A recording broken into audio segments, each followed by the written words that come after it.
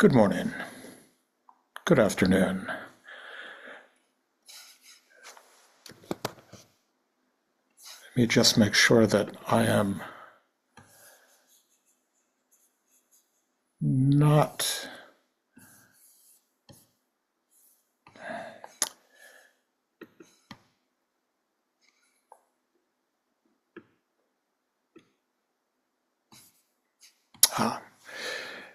just wanted to make sure I wasn't being muted. So, once again, good morning, good afternoon. My name is Edward Sanchin Oberholzer. I'm the resident priest and guiding teacher here at the Joseph Priestley Zen Sangha in Rockville, Maryland, and at Empty Moon Zen out there on the West Coast. I was raised to believe that clarity was a good thing. And to a certain extent, I continue to believe that. I still look for simple, straightforward answers to neatly laid out questions. But, as you might imagine, life has a way of upending my expectations. Neat and tidy questions rarely seem to have equally neat and tidy resolutions. Mystery lurks in the shadows, and shadows take up an inordinate amount of even in ordinary life's spaces. The drive up to our old place in Lewisburg took my wife and I this past Tuesday along the Susquehanna River, that ancient remnant wending its way through a much reduced Precambrian mountain range we now know as Appalachia. The sun shone brightly, the trees on both sides of the river were set out against the rock faces of the cliffs in distinct detail. And then we'd follow a bend in the river and enter a fog bank, and all that clarity would vanish in an instant in mists that hid even the oncoming cars and trucks. My search for pat answers often feels like that. Easy questions give rise to difficult answers, which always bring up more questions, questions which in turn lead to still more half-answers, then more ill-formed questions, more questionable answers, and so on down the rabbit hole.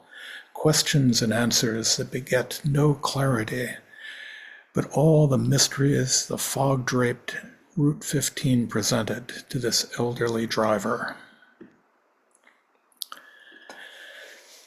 And there are so many mysteries in life.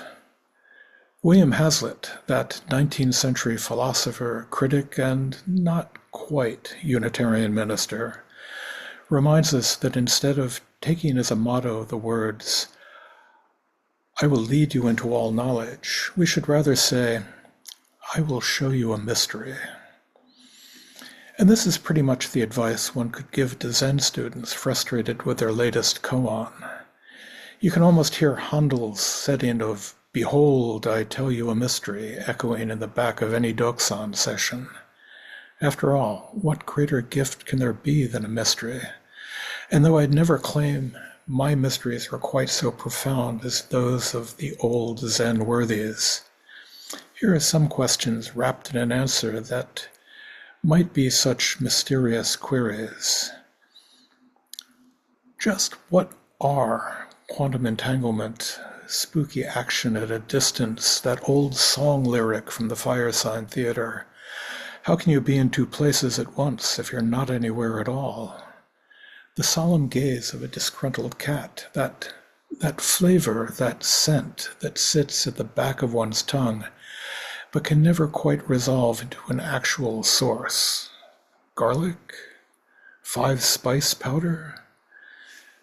The emptiness of emptiness. So many questions, so many answers, so many mysteries.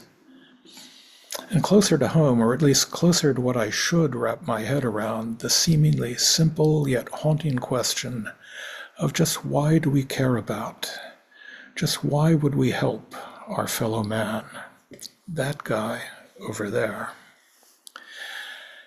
That creature seemingly distinct from us, yet really no different from you or from I. Speaking of spooky action at a distance, Christians, and not just Christians, have a view towards eternal life, a reward in heaven, an eternity in hell, a kind of quid pro quo to ensure that you act properly.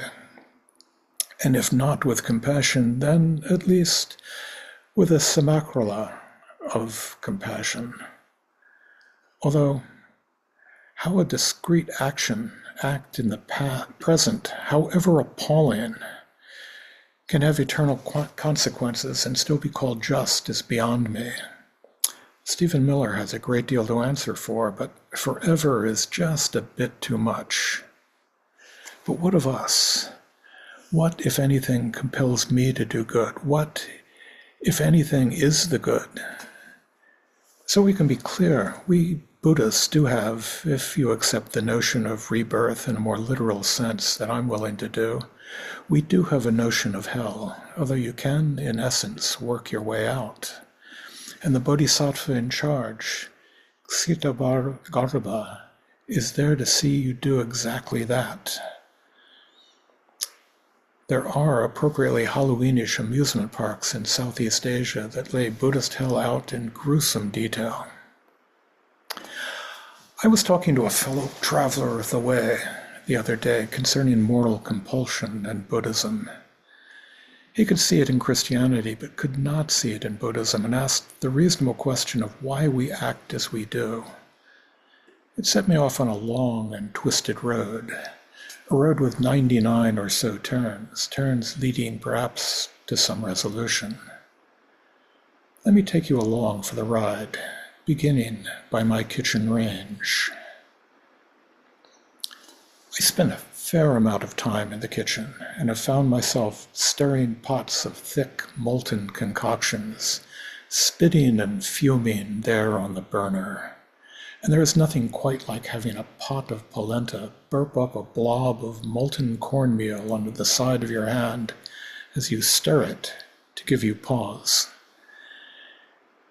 And should that, or rather when that unfortunate event occurs, without a thought, without a moment's hesitation, you rush to the kitchen sink and put that hand under a stream of cold water. No compulsion, no sense of, I should do this, no thought, no time for thought. You just turn and do it.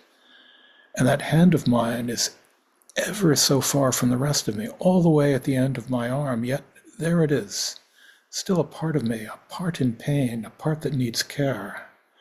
There is no debate that takes place, no weighing of consequences. I don't stop to say to myself, I watch out for my overall health.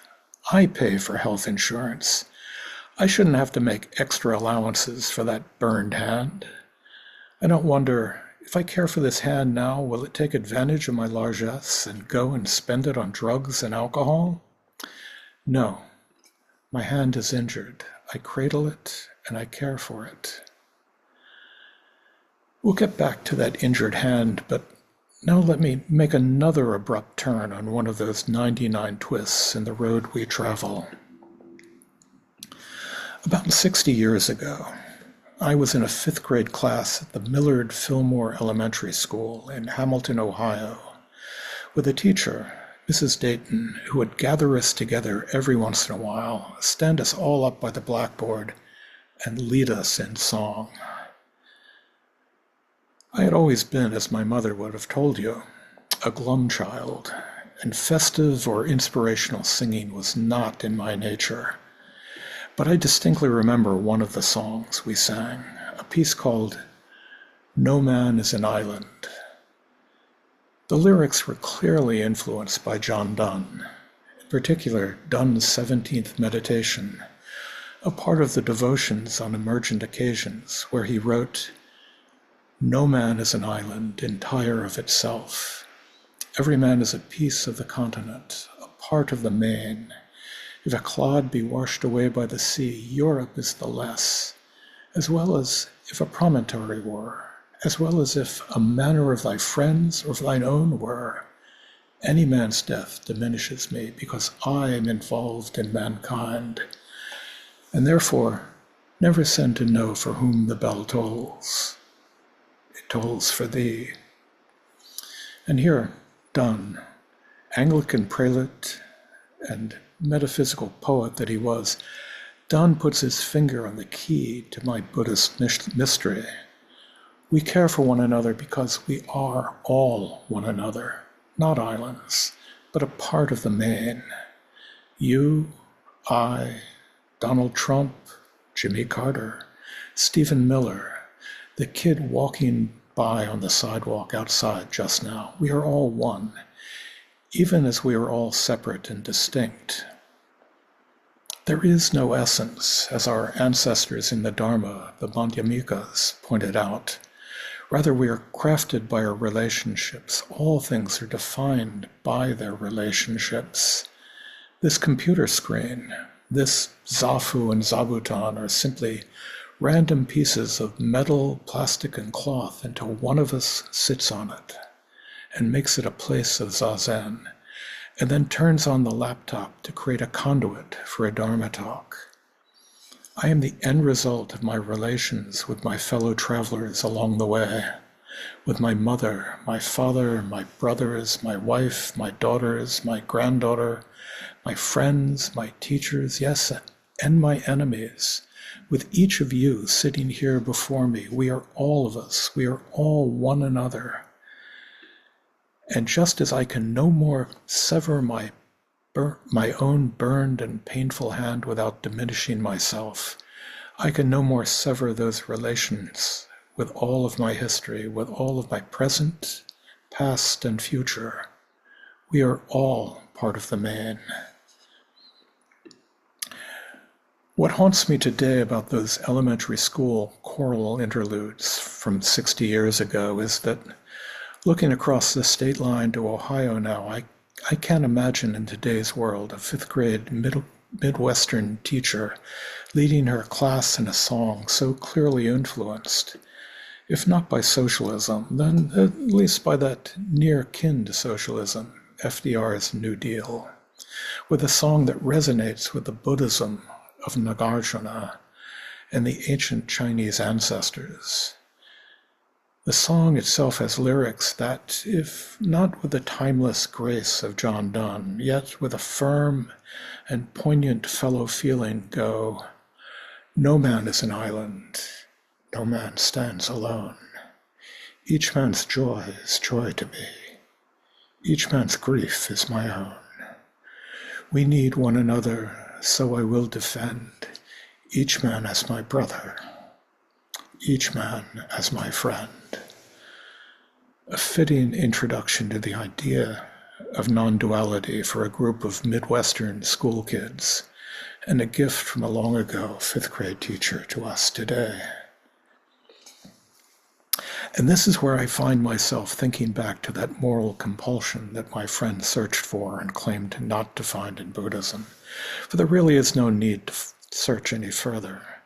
Deep into the boundless, deep into emptiness, deep into our hearts, we are one, you and I, you in the chair that supports you, you and I and the birds at the bird feeder in my backyard. We are all of that continent. We are all a part of the main, each a part of and interpenetrating with, as connected to one another as is my hand, that injured hand, burned and still stirring polenta, there at the end of my arm. And see, I did bring it back. And just as when I turned without thought, without calculation, without conscious intent, to place that burned hand into a stream of soothing cold water, so without thought, without calculation, without conscious intent, do we reach out to one another. No compulsion, no unearthly demands, no promises of reward, pure instinct. Like the Bodhisattva of compassion, Guan Yin, in Case 89, in that great work of medieval Chinese literature, the Blue Cliff Record, where we find that the monk Yunyan asked Daowu, how does the Bodhisattva Guan Yin, the Bodhisattva of compassion, use all those hands and eyes? Dawu answered, "It's like someone in the middle of the night reaching behind her head for the pillow." "I understand," returned Yunyan. "How do you understand it?" asked Dawu.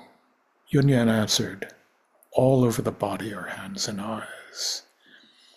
"That's very well expressed," replied Dawu, "but it's only 8/10 of the answer. How would you say it, elder brother?" "Throughout the body are hands and eyes." Now, of course, life doesn't work like that, you say. A stranger approaches, puts his hand out, and we turn away. Our hands, no, let me be honest, our minds, no, let me be honest, my mind, immediately goes into the mode of justifying my lack of help. He'll misuse the money. He'll buy drugs and booze. He doesn't look all that destitute. I support homeless shelters. I give to the United Way. Why doesn't he just go there? As my great 19th century literary ancestor Ebenezer Scrooge once said, "Are there no prisons, no workhouses?" And that lost kitten, that kitten probably has fleas, and the dog looks to have rabies. I have all of these boxes, ready-made to put those I encounter into, locked away in safety. The judging mind steps forth, thinking to protect me and my wallet. In just one moment, in an instant, those thoughts rise up. The armor is put on. The hand which was open just a moment ago closes. But there, in the split second before the hand closes, just there, the hand is still open, when we are still open, still vulnerable, still a part of the boundlessness. In that moment, before the knowing mind shuts its door, before it paints the other with its conceptual paintbrush, before it knows all the boxes to employ, in that split second, reach back to that pillow in the middle of the night. We have, before the door closes, before the open hand becomes a fist, we have that chance, that call to be the Bodhisattva Kuan Yin, like plunging a burned hand into soothing ice cold water, without a thought, without compulsion. That moment, hold on to that moment with the lightest of touches and listen. Listen closely. For you are involved with mankind. Listen, do you hear it? That bell, it tolls for thee. Thank you.